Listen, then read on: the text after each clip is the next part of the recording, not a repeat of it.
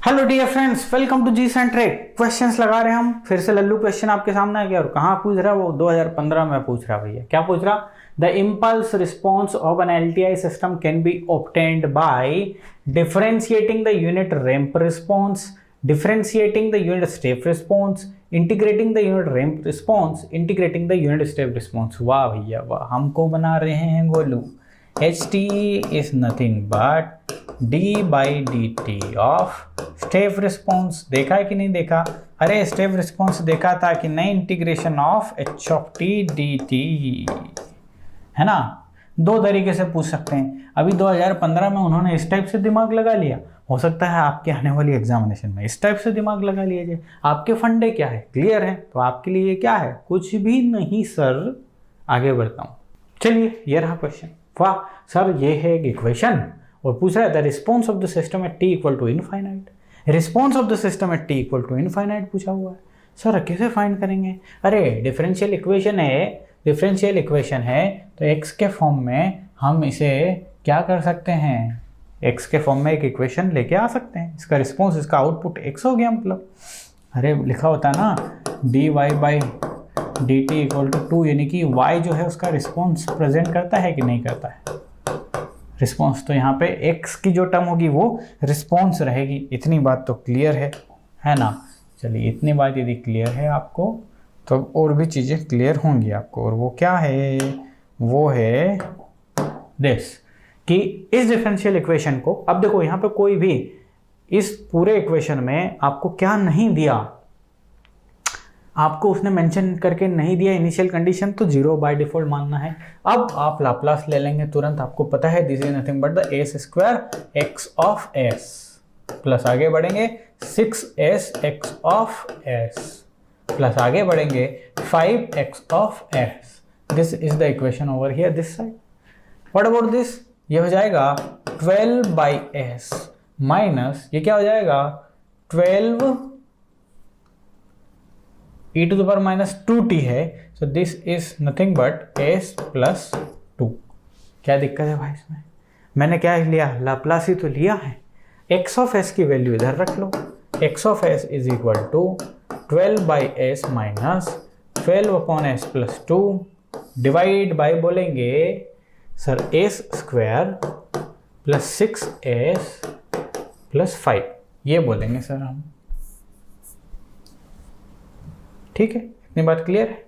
तो ये x of s है। नाउ पूछ रहा है response of the system at t equal to infinite. T equal to infinite मतलब क्या? Final value. रिस्पॉन्स क्या है इसका? एक्स ऑफ टी है। एक्स ऑफ टी की वैल्यू पूछ रहा है टी इक्वल टू इनफाइनाइट पे। तो एक्स ऑफ टी हमारे पास है क्या? हम कर सकते हैं। कैसे कर सकते हैं? इसका इन्वर्स ले सकते हैं, एक्स ऑफ टी फाइंड कर सकते हैं। बट कौन दिमाग लगाएगा? बेवकूफ लोग लगाएंगे गेट एग्जामिनेशन में। आपको तो तुरंत करके जाना है। लिमिटेड टाइम पीरियड है बेटा। गेट में क्या करना है? किल करना है, गर्दा उड़ाना है गेट में, है ना।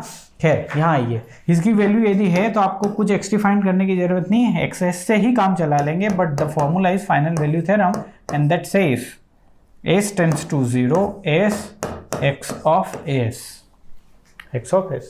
इतनी कहानी क्लियर है आपको? ये सिस्टम स्टेबल ही होगा क्योंकि इसमें आप देख रहे हो कोई भी पॉजिटिव रियल रूट है क्या? नहीं। इसको यदि सॉल्व करोगे नेगेटिव रियल ही रूट आएंगे आपके पास। चलो तो कर देते हैं ना अपन। X T is equal to limit S tends to, इसी को बार बार लिखना नहीं पड़ेगा, मॉडिफाई कर दूं? मॉडिफाई कर देता हूं। धन्यवाद परमिशन देने के लिए, है ना। X of T at t equal to infinite is nothing but limit s tends to 0 s multiply with this. Okay, anything else? इसने पूछा है क्या हमारे पास? कुछ भी और भी कहानी पूछी है क्या? नहीं पूछी है। तो अब देखो जरा, पूरा ध्यान से देखना। कहाँ गलती होती है स्टूडेंट वो पहले मैं बताऊंगा, है ना। देखो कहानी जो है, अब आपकी कहानी क्या हो गई?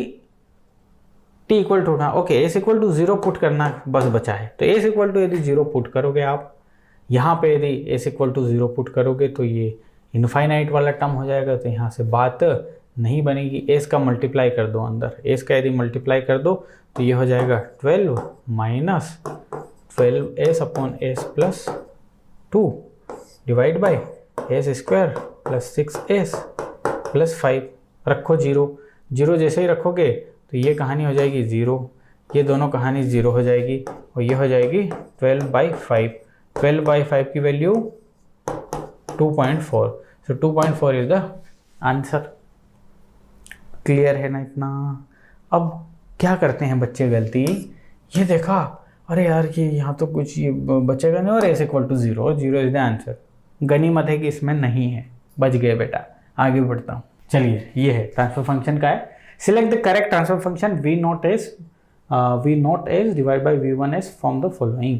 ये है v1, ये है v0, 1 1 1 और 2 ऑप्शन खा चुका हूँ मैं, देख लेंगे, अपने को कोई फर्क नहीं पड़ता क्योंकि हमारी कॉन्सेप्ट जो है ना बहुत ज़्यादा क्लियर है। ओके, सिंपल सा नेटवर्क दिया है आपको v0, पहले इस पूरे सिस्टम को जो कि टाइम डोमेन में है ना, v1 है, 1h है हेनरी, ये अपना इंडक्टर लगा हुआ है, ये लगे हुए हैं, इनको s में कन्वर्ट कर लो तो दिस इज नथिंग v0/s और ये हो जाएगा v1/s, सॉरी v1s, ये हो जाएगा। रेजिस्टेंस को जब लाप्लास में कन्वर्ट करते हैं तो रेजिस्टेंस का r ही बनता है, l को जब कन्वर्ट करते हैं तो ls बनता है, c को करते हैं तो 1/cs बनता है। क्लियर है ना इतनी बात? ओके, सो ये हो जाएगा ls, यानी कि ये s हो गया, ये 1 ही है, ये 1 ही है। अब ये v0s है इन दोनों पॉइंट के अक्रॉस, ये पॉइंट जो है ना इनके अक्रॉस आपके पास v0s है ना, इस पॉइंट के अक्रॉस 1 और s दोनों पैरेलल हैं, तो इनको पहले सोल्व कर दो। सोल्व करने पे आपका जो सर्किट बनेगा वो कैसा बनेगा, ये कि यहाँ पे ये इम्पिडेंस या कुछ ऐसा लिख लेता हूँ उन दोनों को शो करने के लिए, 1 और s यदि पैरेलल में है तो s डिवाइड बाई s+1 उनका रिजल्टेंट बन जाएगा, s+1 बन जाएगा, ठीक है। और उन्हीं के अक्रॉस जो वोल्टेज है दैट इज v0s।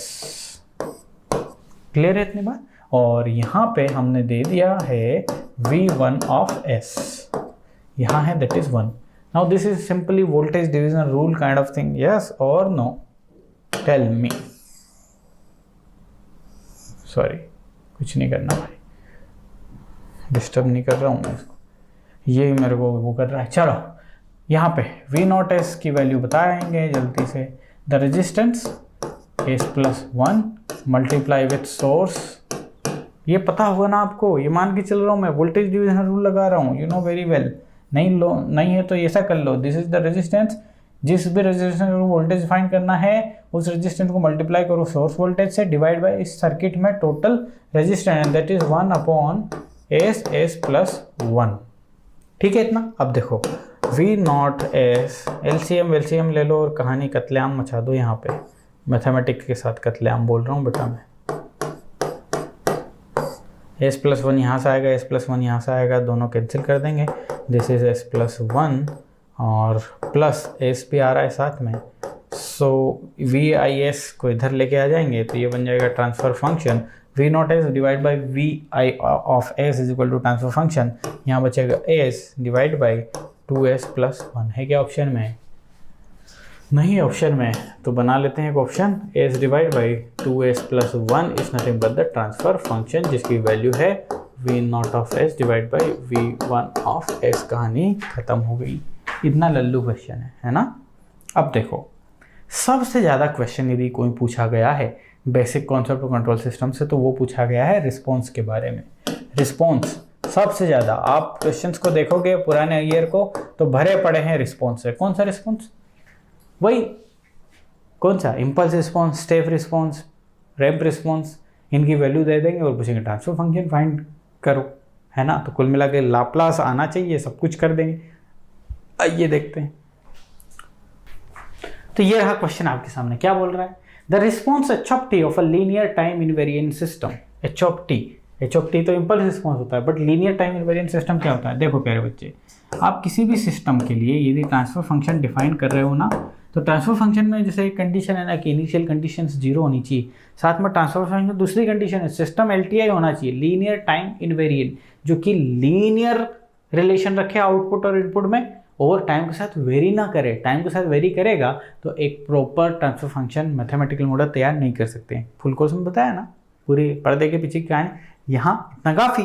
ओके, बोल रहा है the response H of T of linear time invariant system of an impulse del T under initially relax condition is H of T equal to इतना the response of this system for a unit step input U of T is वाह। Del T जब input है तो system का response आ रहा है H of T, तो यही तो क्या हो गया, इम्पल्स रिस्पॉन्स हो गया, इम्पल्स रिस्पॉन्स हो गया, और इसकी वैल्यू आ गई e to the power minus t plus e to the power minus 2t। ठीक है जी, ओके।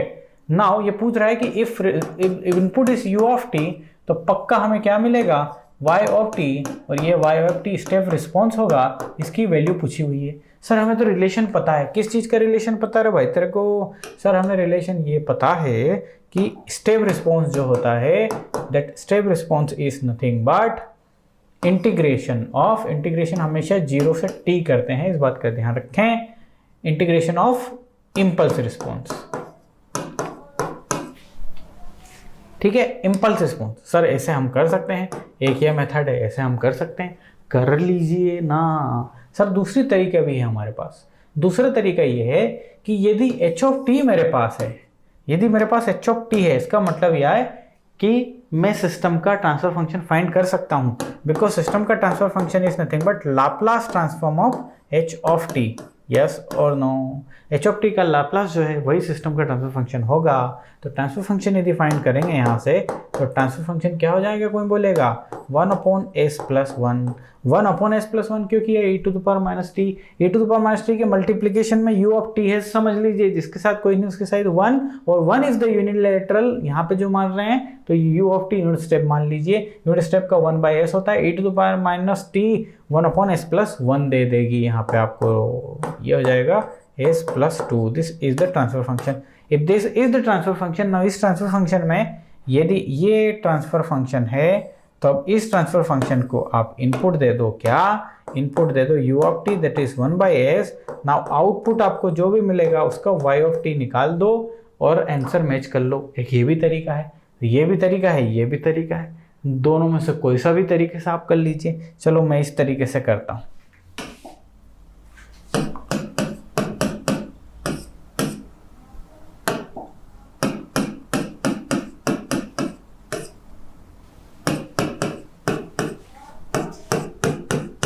चलिए ये आ गई कहानी आपके पास, है ना। सी ऑफ एस की वैल्यू क्या है, यहाँ से हम देखते हैं जरा। सर सी ऑफ एस की वैल्यू हो जाएगी क्या, मल्टीप्लाई करते हैं ना, 1/s s+1 plus 1/s s+2। Inverse Laplace ले लेते हैं। सो इनवर्स लाप्लास लेने से पहले इसको पार्शियल फ्रैक्शन करना पड़ेगा। सो this is nothing but 1/s minus 1/s+1 यदि ले लेता हूँ मैं। आपको इनवर्स लाप्लास लेने में पार्शियल फ्रैक्शन तो पता ही होगा ना, तो उसको क्या बताना सारी चीज़ें। तो अब ये क्रैश कोर्स है, यानी कि ये मान के चल रहा हूँ कि आपको कंट्रोल सिस्टम पता है, सिर्फ हम रिकॉल टाइप का कर रहे हैं। तो इसकी यदि वैल्यू निकालेंगे तो s+1 यहाँ जाएगा, माइनस s यहाँ जाएगा, ये गेट कैंसिल हो जाएगा, बिल्कुल सत्य यही बचेगा हमारे पास। ठीक है, अब हम बात करते हैं यहाँ पे। सो यहाँ पे यदि बात करेंगे तो यह आएगा 1/s माइनस 1/s+2। ठीक है, s+2 दिस 2 ज़्यादा आएगा तो मैंने 2 का डिवाइड कर दिया यहाँ पे। This is nothing but C of s. Now अब हमारे पास कुछ भी नहीं बचा है, हमारे पास जस्ट क्या करना है, काम करते हैं, 1/s और 1/2s इन दोनों को जोड़ देते हैं तो ये हो जाएगा 1.5s हो जाएगा, माइनस 1/s+1 है ही, और माइनस ये भी है हमारे पास 1/2 गुना s+2 ये भी है हमारे पास। ठीक है, चलो यहाँ से इसका इनवर्स लाप्लास करते हैं। तो c of t is nothing but 1.5 of u of t, 1.5 Guna u of t minus ये हो जाएगा e टू द पावर क्या है ये, अच्छा शिफ्टिंग है ना, u ऑफ t में, okay. So u of t e to the power minus क्या करेंगे t, माइनस t, ओके। और उसके बाद है minus 0.5 of e to power minus 2t u of t। ये आंसर होगा हमारा, है ना। Let's match the options. हमारे ऑप्शंस इसमें मैच कर रहे हैं, option C is the correct answer. Now आप फाइंड कर लीजिए किससे, दिमाग चलाइए ना, हिंट दिया मैं आपको, इंटीग्रेशन से कर लीजिए, सेम आंसर आएगा। आगे बढ़ता हूँ। ये देखिए क्वेश्चन पूछता है the unit impulse response to a second order under damped system starting from rest is given by इतना, यूनिट इम्पल्स रिस्पॉन्स है ये, unit impulse response of this, यानी कि सी ऑफ टी ये इम्पल्स रिस्पॉन्स है, C of T is equal to 12.5 e to the power minus 60 sine 8 T, T की वैल्यू दे दी ग्रेटर इक्वल टू 0, है ना। The steady state value of the unit step response of the system is, उसने steady state value पूछी है, मतलब फाइनल वैल्यू पूछी, लेकिन किसकी, यूनिट स्टेप रिस्पॉन्स की, यूनिट स्टेप रिस्पॉन्स की। यूनिट इम्पल्स रिस्पॉन्स की पूछी होती तो डायरेक्ट यहाँ से कर देते, लेकिन यूनिट स्टेप से पूछी है तो सिंपल, यदि सी ऑफ टी का सी ऑफ एस ले लो तो वो क्या होगा, ट्रांसफर फंक्शन होगा। कौन बोला, आपका नॉलेज बोला कि सर यदि हमारे पास इम्पल्स रिस्पॉन्स है ना तो उसका लैप्लास यदि ले लेते हैं ना तो वो ट्रांसफर फंक्शन होता है। यस और नो, ट्रांसफर फंक्शन इसका निकाल सकते हैं क्या, यस सर निकाल सकते हैं सर। 12.5 तो कांस्टेंट है, उसमें तो कोई दिक्कत है नहीं, और यहाँ पे जैसा हमने देखा था ना साइन 8t है, हमने क्या देखा था, यदि साइन ओमेगा नॉट टी है आपके पास तो इसका लाप्लास क्या होता है, omega naught divide by s square plus omega naught square, ये होता है भैया। ठीक है, तो अब यहाँ पे ज़रा देखो, ध्यान से देखो, ओमेगा नॉट की जगह है यहाँ पे 8, ये ले लिया मैंने 8 divide by s square plus 8 square that is 64, but the twist is e to the power minus 6t भी है, e to the power minus, यदि e to the power minus 3t लिखा है, साथ में फंक्शन f ऑफ t लिखा है, तो f इसका जो फंक्शन का यदि ट्रांसफर f ऑफ s होगा ना उसमें प्लस 3 हो जाता है, मतलब जो यहाँ पे है उसका प्लस यहाँ पे हो जाता है। तो इसका मतलब यहाँ पे फंक्शन की भूमिका में है ये, e to the power minus 60 का मल्टीप्लाई किया तो जो भी इसका f ऑफ s आएगा, वहाँ पे s की जगह s प्लस 3 हो जाएगा, 3 बिकॉज ऑफ दिस, यहाँ पे s की जगह s प्लस 6 हो जाएगा, तो इसको थोड़ा सा चेंज कर देंगे हम, ये हो जाएगा s प्लस 6 का स्क्वायर, बात समझ में आ गई, s प्लस 6 का स्क्वायर। ये हो गई कहानी ट्रांसफर फंक्शन की, if I am right. Okay, now in दोनों को मल्टीप्लाई कर दोगे तो वो आ जाएगा 100, ये हो जाएगा s plus 6 whole square plus 64। ठीक है जी, so this is nothing but c of s, transfer function of a system. Now come to the question, the steady state value of the unit step response of the system is, ये है transfer function, ध्यान से देखो जरा, ये जो है system का ट्रांसफर फंक्शन है जी, ये है ट्रांसफर फंक्शन। इस ट्रांसफर फंक्शन को आप दे दो यूनिट स्टेप यानी कि 1/s दे दो, इसका आउटपुट आएगा ना, output let's take the output c of s, output क्या आएगा, दिस गुणा दिस, सो 100 s प्लस 6 का होल स्क्वायर प्लस 64 गुणा 1/s, this is the output. ना इस आउटपुट की इनफाइनाइट पे वैल्यू पूछी है, इस आउटपुट की यानी कि c इनफाइनाइट पूछा है ना, c ऑफ t पूछा है आपसे, where t tends to infinite, तो कुछ नहीं, final value theorem, limit s tends to 0, s गुणा c ऑफ s, यस ठीक है, s गुणा c ऑफ s, s ये रहा, c ऑफ s क्या है 100 डिवाइड बाई s प्लस 6 का होल स्क्वायर प्लस 64 गुणा 1/s, s गोट कैंसल्ड, आपको s की जगह 0 रखना है, so this is nothing but 100, ये हो जाएगा 36 plus 64, 100 divide by 100 is nothing but the 1, so answer is 1। मजा आया के, अरे मजा आया क्या राजा, बहुत ज़्यादा क्वेश्चन पूछे गए हैं, सिर्फ ये रिस्पॉन्स से कर दोगे ना धड़ाधड़, आगे आ जाओ।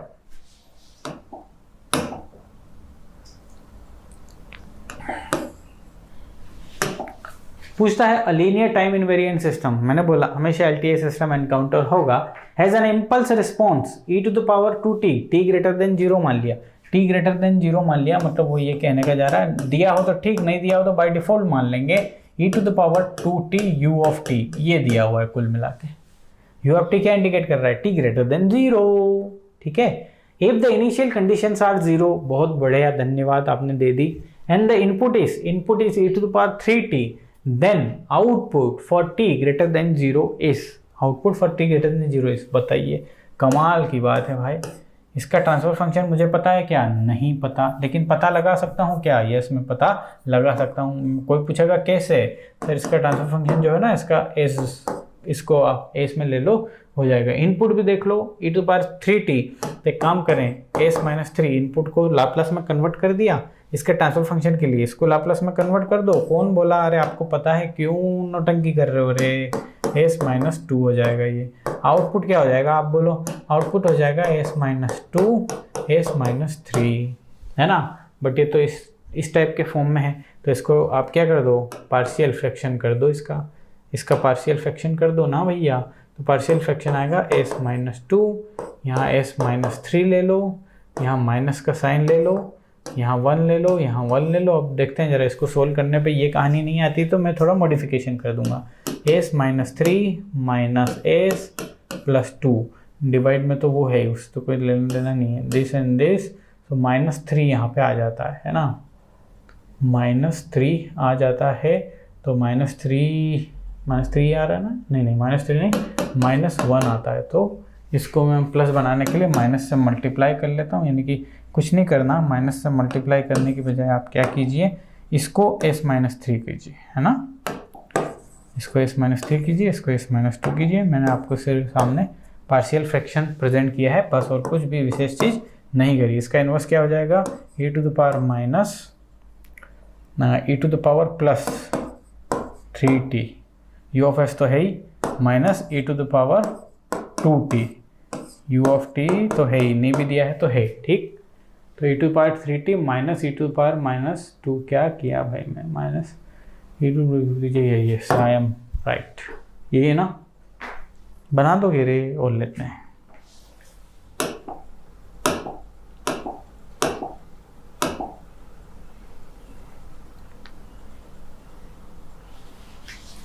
ये सारा सा क्वेश्चन पूछ लिया। The transfer function of the system is described by this, when ut is the input and yt is the output. u of t input है, y ऑफ t आउटपुट है, तो ये ट्रांसफर फंक्शन पूछ रहा है। तो सर इसका Laplace तुरंत हम कर देंगे, आपने सिखाया है, और वो हो जाएगा s² y of s। Initial condition दी हुई क्या? नहीं, तो भूल जाओ, s y ऑफ s और plus 2y of s is equal to 5/s। ठीक है, अब जरा देखो ध्यान से, ये है आपके पास y ऑफ s और इधर हो जाएगा 5/s divide by s² plus 3s plus 2, s² plus 3s plus 2, ठीक। सो क्या पूछा है इसने पूछा है with ut the input and yt तो ट्रांसफर फंक्शन पूछा है ना। ओके, तो भाई इसको 5/s करने की भूल मत करो, इसको मैं कर लूँ ऐसा 5 ऑफ us, क्योंकि इनपुट है ना, आउटपुट डिवाइड बाय इनपुट चाहिए ना मुझे। सो this is nothing but the output. इसको डिवाइड करो आप u ऑफ s से, यानी कि 1/s से। सो ये है 5s² प्लस 3s प्लस 2, ये ट्रांसफर फंक्शन हो गया। आउटपुट का लाप्लास डिवाइड बाय इनपुट का Laplace is equal to transfer function provided all initial conditions are 0। तो कहाँ है भैया? 5s² प्लस 3s प्लस 2, ये रहा। कहानी क्या हो गई? खत्म हो गई। अच्छा, यहाँ ट्रांसफर फंक्शन नहीं पूछ के आउटपुट पूछा होता, आउटपुट y ऑफ s पूछा होता इन s डोमेन, तो ये s एक और आता, 5/s होता ना, s यहाँ पे आ जाता, तो ये 5/, this is the value of y of s, this is the value of transfer function. जरा सा में कहानी क्रैक हो जाती है, गेट इसी का नाम है। आगे बढ़ता हूँ।